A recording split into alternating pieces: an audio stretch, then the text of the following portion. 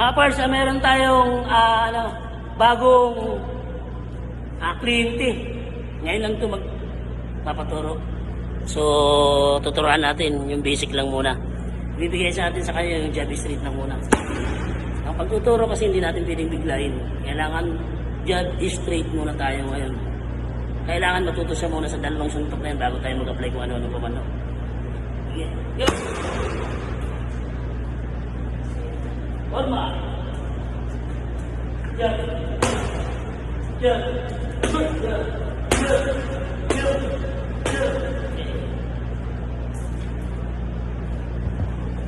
So, lalagyan natin pang ipit yung ano niya, yung dito sa kanan.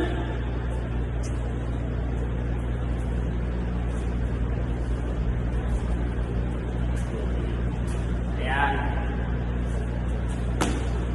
Okay. Diba? Magandang tingnan. So, di ba mga pars, magandang tingnan pag mayroon nakaipit dito. Yan. Yan.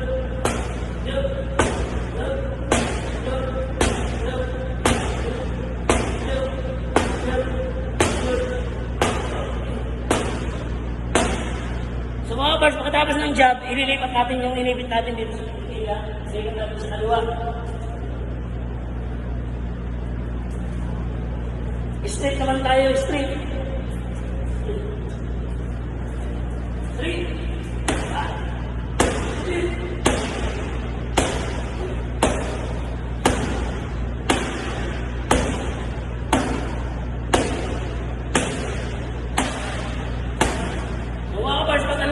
Medyo nakuha niya yung job street, tatanggalin natin yung ipit. Tanggalin natin yung ipit.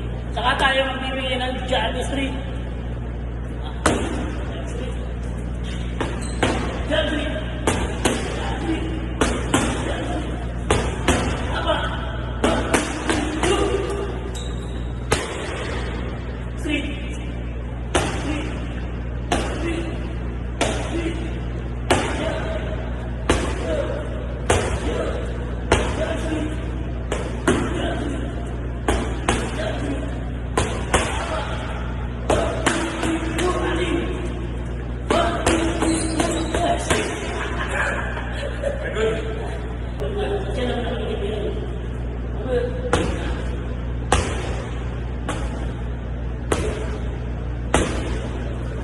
Sige, posisyon mo natin. Forma. Yun. Isa mo yung parang. Yeah! Oo, hindi ba nakakili?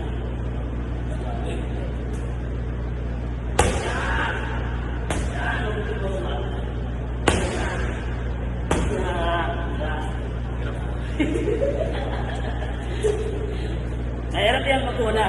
Kahit anong bagay naman, kahit anong bagay, mahirap naman talaga pagkuna. Bigyan natin siya ng right and left hook.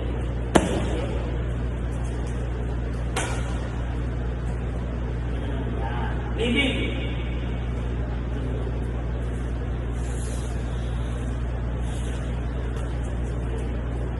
Kaya yung ako.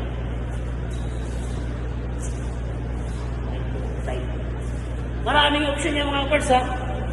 Ito lang kasing tinuturo natin. Ito talaga yung pinaka-proper na likop. Pero ang likop parang ibig sabihin, may likop na long, may short.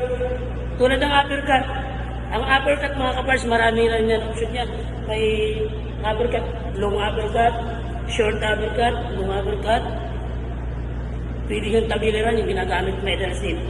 In a way, yung body shot. Yan ang uppercut. Yung likop ganoon din.